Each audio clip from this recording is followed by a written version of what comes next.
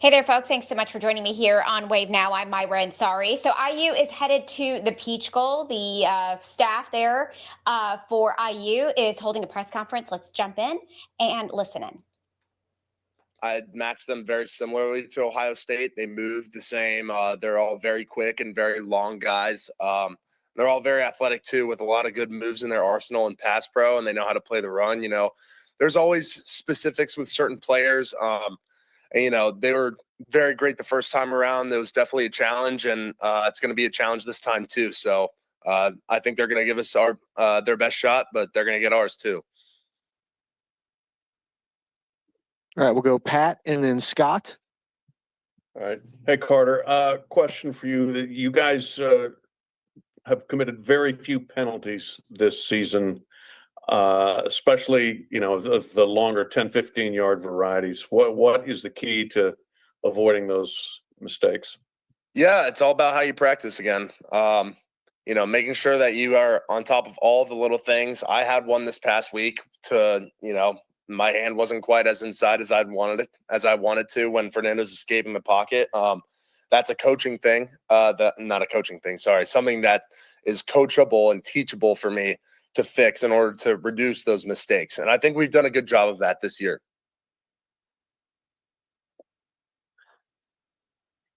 Carter, this is Scott. I wanted to ask you about Bob Bostad. He was the only holdover, and you've been there working with him. What does he mean to this program? What does he mean to the group, the unit that you play for, and then also for yourself and your development? Yeah, I mean, he hammers the DNA of the offensive line into everybody in that room. He prides himself on preparation and repetition.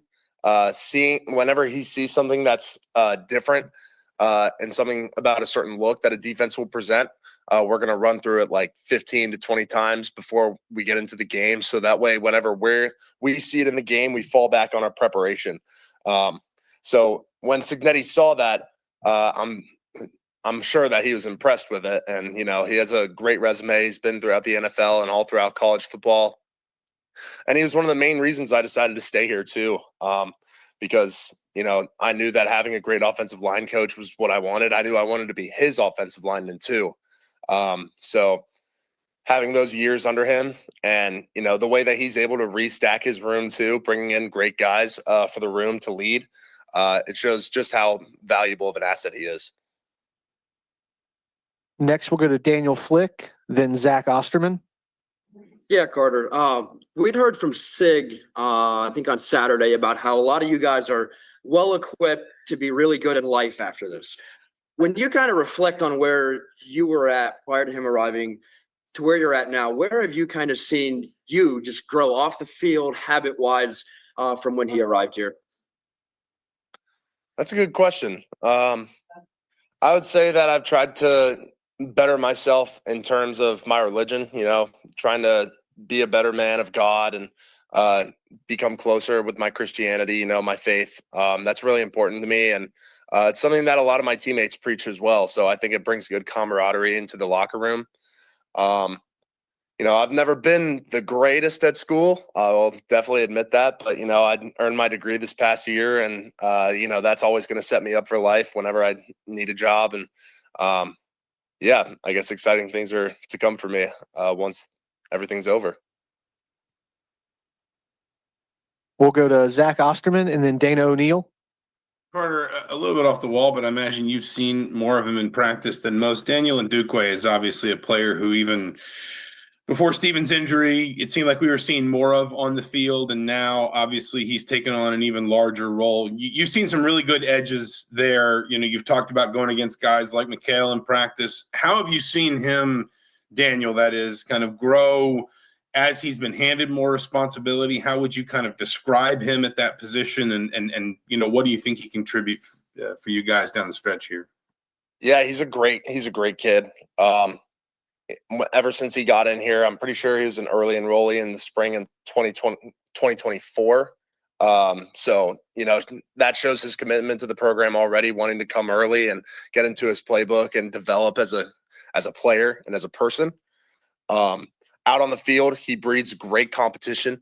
He he's going to throw his hat down and he's going to play into your chest and he wants to get around you. He's a really feisty defensive lineman. And I think that's kind of what set him apart on our defense too. He's starting to step up into a role of making plays, and it showed last week. He had a lot of great plays in Alabama and a lot of great stops. So his development is going well. I think he still has a lot more steps to take, but he's definitely taken a lot of steps in the right direction too.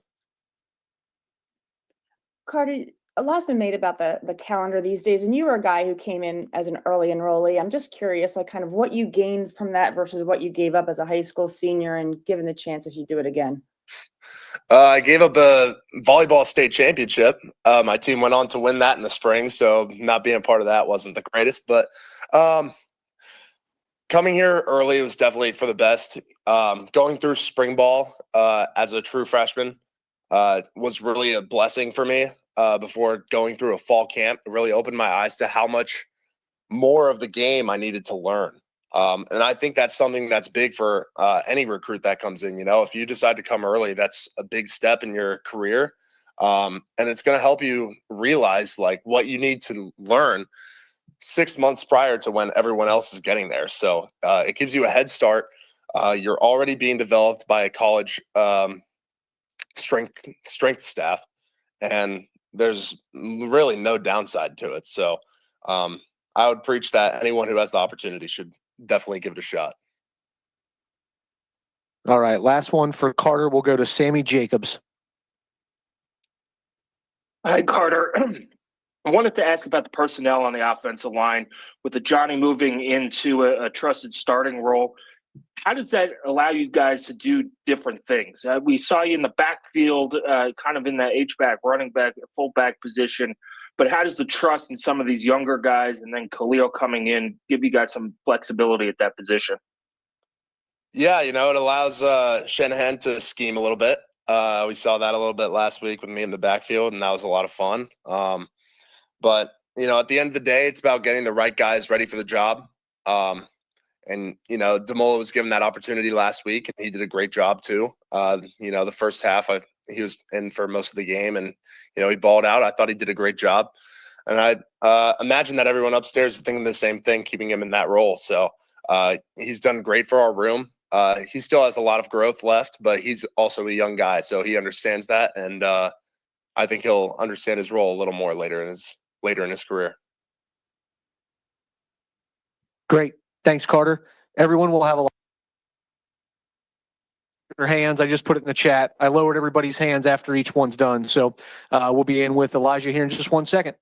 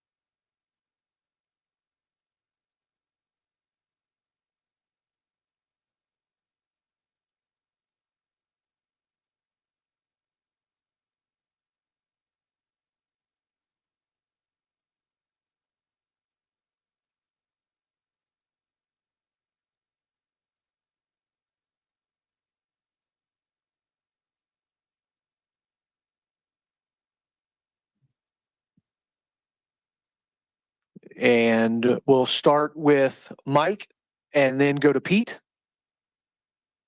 Yeah, Elijah, you guys have played kind of, a couple teams here like Ohio State, Alabama, Oregon with similar kind of talent-laden rosters, 5-star, 4-star guys. Curious what Oregon did specifically, maybe that stood out kind of compared to those other teams you faced. Yeah, talent-wise, they're right there with the Ohio States, the Alabama, so some of the best teams in the college football world. But they didn't do too much different. They ran a lot of man against us when we played them. Coach Shanny was just telling us yesterday, I forget how many snaps we had, but it was like about 70% of the snaps that we were getting pressed. So that's something different than what Ohio State. Alabama and them did. But it's a challenge that we're going to have to face this week as well. So this whole week throughout practice, we'll be able to go against press on scout team, and hopefully we'll be ready for if they do continue to do that against us. Yeah, hey Elijah, how much do you embrace that press coverage challenge? The man on man, the one-on-one. How much do you embrace that? Yeah, as a receiver, you got to embrace it. If you can't win those one-on-one matchups against press, you're not going to really make it too far in this football world. So it's definitely a challenge going against those guys because they, Oregon got some long, athletic DBs, so it's going to be a challenge. But it's something that I take on the challenge head on, and I want to do my best against it for sure. Thank you. All right, we'll go to Pat Forty next, and then Jim Coyle. Hey, Elijah, my question, you guys had very few drop passes this year. Everybody coaches their receiving core, obviously, to minimize drops. Why does it work so well at Indiana? Yeah, I really just think the time that we put in catching passes, we catch a lot during practice, and then every day after practice, I'm catching 100. All the other receivers are catching extra passes. So just building up those reps throughout the season, it really matters. And when we get in those tight situations, it's just like another day at work catching passes. So really, just the time we put in after the fact, I feel like makes a big difference. We'll go Jim Coyle and then John Talty. Elijah, having already played Oregon, obviously a very, very talented team, are you expecting to make some adjustments or the game plan is to make them adjust to you still again? Yeah, we'll of course make our adjustments, change some things that we maybe didn't do as well in the first game, and I'm sure they're going to make their adjustments as well. Of course, we're still going to carry over some things that maybe we did like, and same for them, but. We'll see as the game starts how they want to guard us, what they're giving us, and go from there. Hey Elijah, you're one of the guys who's been around Coach Sig the longest. Just how would you describe his personality? You said personality?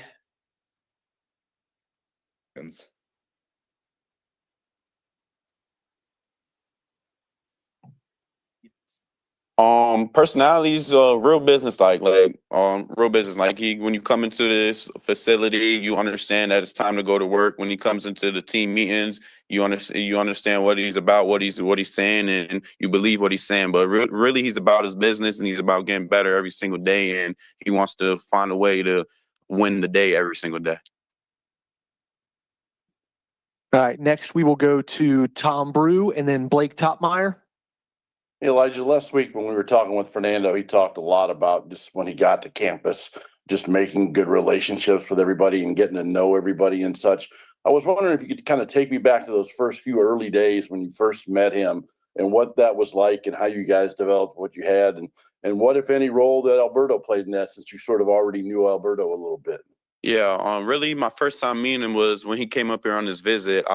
They had asked me to come out to dinner with them. So it was me, him, Alberto, I think Coach Shanny, and Dio. And we had a great dinner. We clicked it off real good.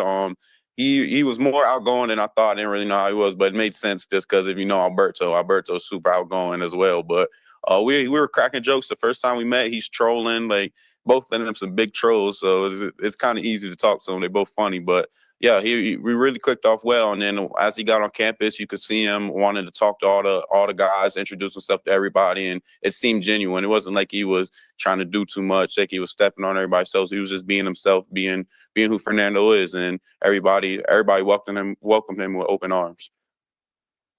We'll go to Blake and then Zach Browning. Hey, Elijah, what's made Indiana a good place for transfers to play at? And is there something about Coach Cignetti? I mean, you've played for him at multiple places, but is there something about him that you think has allowed so many transfers to mesh with him and his style? Yeah, first, Bloomington is a great college town, one of the better college towns in the nation. So that plays a big part of just making yourself feel at home outside of football. And then football-wise, Coach Sig, like, you see the body of work that he has. You see the people that he develops. He's helped develop me. He's helped develop many other players that we have on this team. And then just seeing the success that he's had all the way from where he's been, it's something that you want to be a part of. And then you come to the campus and meet him.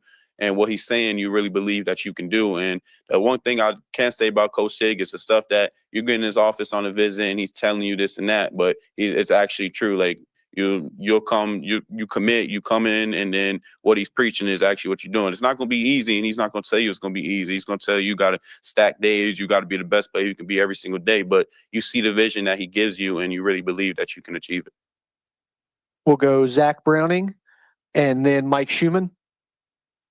Elijah, you caught another fade ball for a touchdown against Alabama down that sideline. What goes into developing that type of skill with those catches down the sideline for touchdowns, and how do you hone that skill?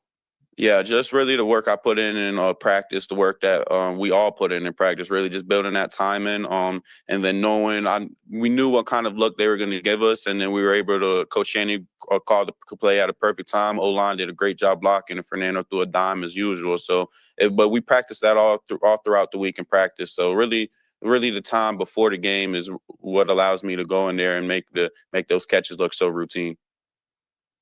We'll go Mike and then Jeff Rabjohns. Yeah, Elijah, when you guys beat Oregon in October, it was the first time they had lost at home in, I think, 3 years. I'm just curious, like, did you notice the team's confidence kind of rise and almost, feel like at that point you guys could beat anybody in any situation? Yeah, I feel like before the game we were pretty confident going into that week. Just because we had a great week of prep going into it. We really believed that we belonged there before then. But yeah, winning that game, it definitely instills even more confidence just because you're playing a great team. What were they? I forget what they were at the time, but definitely top 10 team. And then being able to go on the road in a hostile environment and pull out a win in a game that was going back and forth like that, it definitely gives you a bit of confidence. But winning that game in October isn't going to do anything for us now coming up on Friday. So it's a whole new ball game. We gotta have a great week of practice to face this great team. We'll go to Jeff Rabjohns and then Zach Osterman.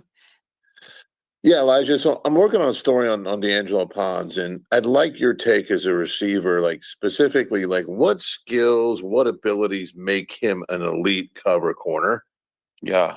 First, he's an athletic freak. Like he's super fast, 4.4 type guy, maybe even 4.3 type guy when he goes and tests. 30-something, high 38 introvert. So off that gives you advantage already. Like even if you beat him off the line on a go route, he's able to catch up just because of his athletic ability. And then his feel for the game.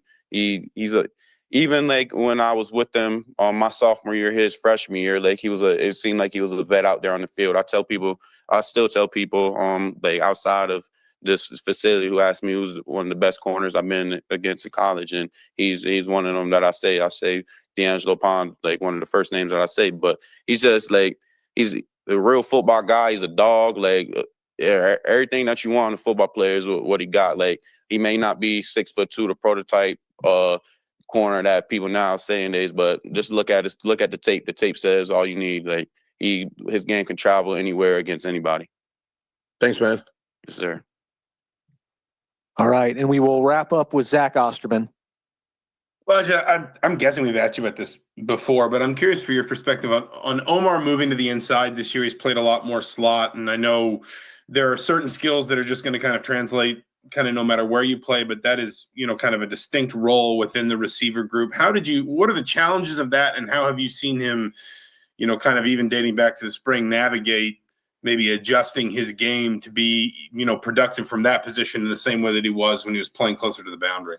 Yeah, that's amazing to see someone who can start outside and just move in within a season and do what he's doing. But it definitely takes a lot. You get a lot of different looks at slot. Like you got to read your line, your nickel, your linebacker, your safety that's over top, and then still see that corner in your peripheral. Blocking assignments are different in slot. You got to determine 1 high safeties, 2 high safeties. So it definitely takes a little bit more thinking, a little more adjustment than in that slot. But he's done a great job of taking the head on. He didn't complain when coach had asked him to move to the slot on me, and he did his thing, and he could continue. That's great having someone that can move in and out with us. If we go 12 personnel, he can go back to outside and do his thing. And if we're in 11 personnel, he's in the slot doing his thing. So that's someone like that. It really puts stress on defenses.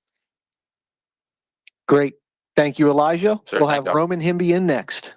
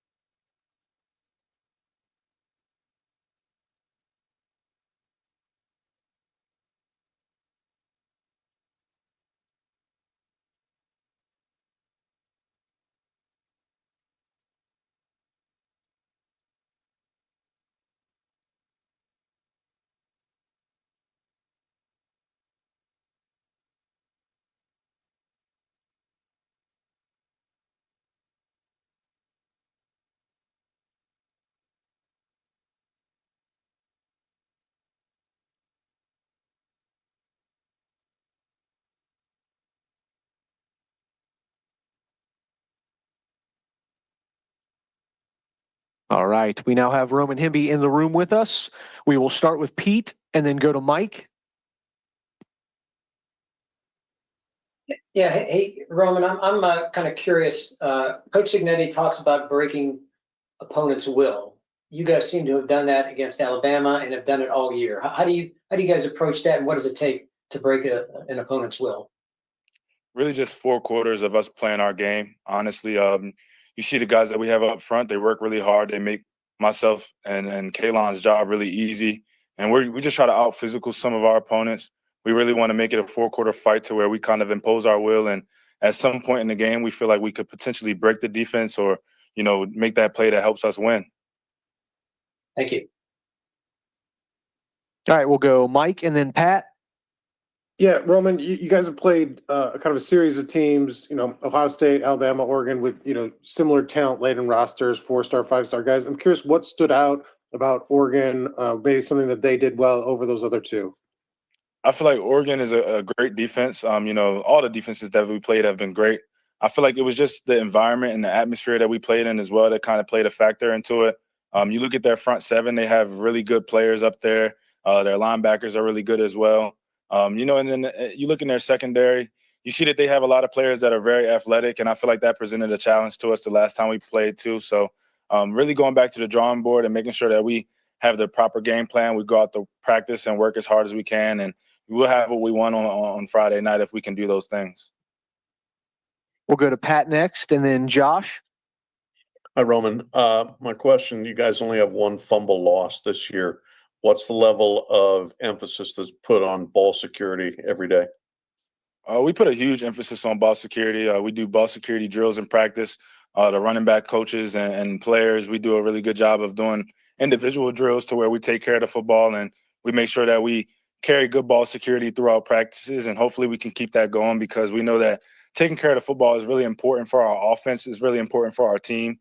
We want to sustain drives and really not give our defenses short fields to have to cover as well. So as much as we can take care of the football and control the clock, we'll do that. All right, we'll go to Josh and then Tom. Roman, you mentioned the coaches. Justice is on staff and coaching you guys. How much do you talk with him during this run, and how much does he say that he wishes he was on the team instead of coaching? He says a lot about his journey and how it kind of shaped him to make him the person he is, and he's definitely somebody that's very influential for the running back room and in general. Just somebody that's been there. He's been on the team. He kind of sees the successes. He sees the things that maybe went wrong in the past, and he kind of helps us to shape our mindsets and how we kind of go about things. And he doesn't really say too much about wishing he was in our shoes or anything, but he's one of those guys that, you can see by how he approaches his role that he really loves this team and he does everything that he can to help us be successful. So, when we do individual drills and things like that, he's working us extra hard because he knows what it's like to be in our shoes. And I feel like that's something that really helps our running back room to flourish. We'll go to Tom and then Lou. Roman, you guys on offense, both the linemen and skill guys, you got a bunch of old dudes on this team, seeing a lot of college football. I was wondering if you could kind of talk just how the communication goes, like in game, even in those 30 seconds between hand, in regards to what you guys might be seeing or what Coach Shanahan might be seeing in regards to your abilities to adjust on the fly, even in just those little short time gaps between plays.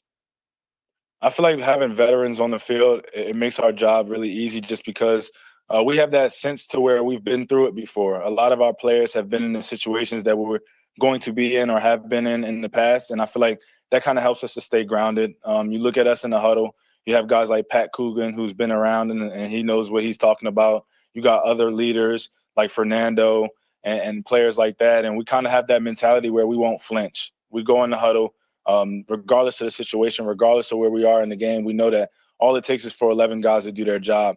And we're here for a reason because we have 11 guys that can do their job, and we trust each other.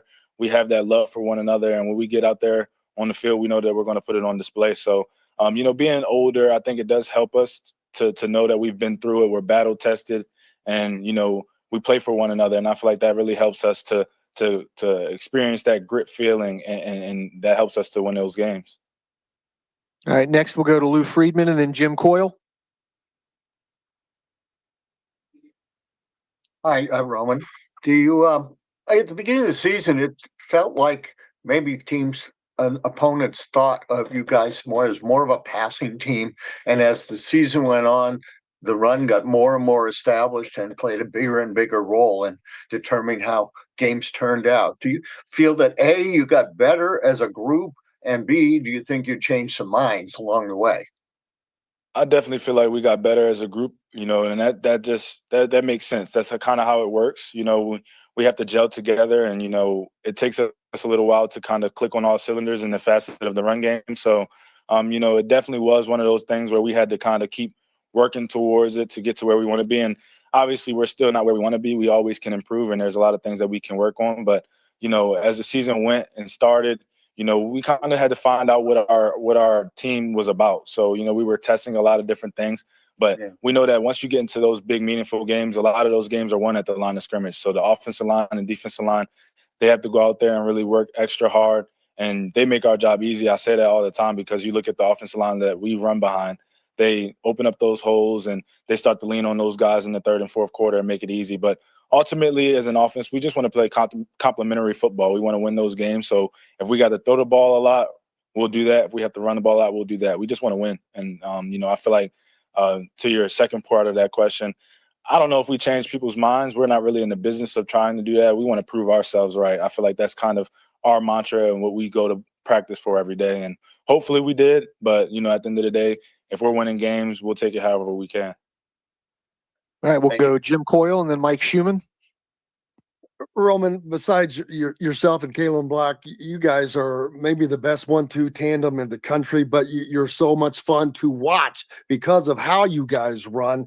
And you've done this all year long, but doing what you did against a team like Alabama from the SEC, the way you guys did it, did that give you even more of a boost? And is there a friendly rivalry between yourself and Kalen, just trying to keep going because both of you run like Sherman tanks out there? Well, we appreciate that, but honestly, we have that brotherhood to where we kind of don't care who has the success. And I say, to myself, kind of like we want to feed the hot hand. That's kind of how we operate. I feel like both of us have been through a lot in our careers. We're both veteran guys, so anytime we take the field, we have the trust in one another that they'll get the job done. And you can kind of see how our last game went. Kalen Black, he set the tone for our offense in the second half. And, I was able to kind of ride that wave and kind of follow up on what he was able to do. But anytime you have a good, running back tandem to where, both guys can stay fresh and both guys can go out there healthy and we can play for one another. And that kind of gives us the ability to run hard and to not hold anything back. We're in the stretch to where we want to go win a national championship. So we're not really leaving anything on the table. And, him and myself, we go out there every day with the mindset that we're going to prove ourselves right and go out there and play winning football. And, to your point of us maybe having a little challenge with one another, we don't have one now. We might make one. I might start a little bet with him or something, and maybe it'll make us even better in the postseason. But we're not really too much worried about that right now. We want to just play our role to help our team win. We'll go to Mike and then to Sammy. Yeah, Roman, I know you've said your departure at Maryland was emotional. I'm just curious, what would you, if you could go back and talk to yourself at that time, just the life lessons you've learned from now to then, to get yourself where you are right now? I would say just to trust the process, honestly. When one door closes, another door opens. And, it was hard for me in that moment to understand what was going on. But, my unwavering faith and just believing in God, it helped me to see the signs on the wall and see the things that was there for me to have success and, to be open to it. So if I could go back, I would just tell myself not to cry about it, not to be upset about it, but to understand that all things work for the greater good because God has his hand on everything. So, when I was going through that process, a lot of things seemed shaky. A lot of things seemed, not straight and narrow, but I was able to kind of make the best of my situation and I was able to make it here. And honestly, this was definitely the best decision that I made in my life. So sometimes when you hit that door and it doesn't open, another one is opening for you. And I feel like that's something that I would tell myself. We'll go to Sammy Jacobs and then wrap with Zach Browning. Roman, you guys run the ball in situations where it doesn't seem like you should run the ball. The 1st and 20 after the holding call against Alabama, you get 22 yards. What makes you guys comfortable doing that, and what makes you guys successful in doing it? Because you've been very successful in those situations as well. I really think that kind of shines light on Coach Shanahan. He's one of the greatest in the business. He does a great job putting us into situations to be successful. And I feel like that's just a testament to, if we go out there and 11 guys do their job, every play will be successful. And I feel like that's kind of, really showing that, 1st and 20 to be able to run the ball and have success like that. That kind of shows that if we were able to go out there and execute every play that coach calls, we'll have success and we'll be where we want to be. So, just having a lot of guys that go out there and take pride in doing their one-on-one job and winning their one-on-one battle, I feel like that helps us as an offense, and it helps us to keep moving forward and moving the chains, because that helps us to get points. All right, we'll wrap up with Zach. Roman, teams have elected to blitz you guys a lot and bring a lot of guys. When you as a running back have to stay in to protect Fernando, what's that look like? What's that process look like? And then how in practice do you work on protecting the quarterback and pass blocking? Pass protection is definitely something that's very important to the running back position as a whole. We had a lot of times during fall camp, spring ball, where we were working it, fine-tuning it against our defense. You guys get to see Aiden Fisher, Isaiah Jones, and guys like that get the blitz and get home in games for our defense. We were able to go up against them and kind of fine-tune our craft, work on things that we needed to. And, our priority is taking care of the football and keeping Fernando upright in the pocket. So we go into games doing that. We'll have success and we'll be where we want to be. And that's something that we work every day in practice. We have blitz pickups and, periods to where we got to fine-tune our craft. And Coach Justice does a great job making sure that our scout team and all those other guys, they give us realistic looks that we'll see on game day. And, as a running back, that's something that helps your career. And I have aspirations to play at the next level. That's one of those things that keeps you on those active rosters or keeps you on the field at the next level. So I do everything that I can to make sure that Fernando is able to get the ball off. And I, try to do everything that I can to make sure that our offense is clicking in the passing game when they do blitz. So we go to work every day to make sure that we can kind of, take care of those things when it happens on game day. And we're not perfect, but we're going to keep working it, because we know that 15, if he's on his feet, he's going to make a play. Great. Thanks, Roman. We will have Kalon Black in the room next.